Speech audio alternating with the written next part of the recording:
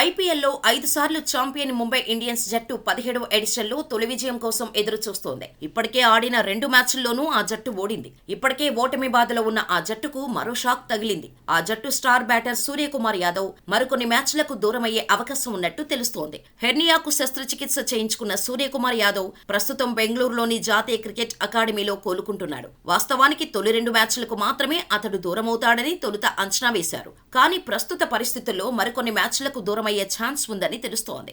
IPL ముగిసిన వెంటనే T20 ప్రపంచ కప్ జరగనున్న నేపథ్యంలో ఆ టోర్నీలో అతడిని ఖచ్చితంగా ఆడించాలని బీసీసీఐ భావిస్తోంది. దీంతో ఐపీఎల్ 2024లో అతడి రాక ఆలస్యమవుతోంది.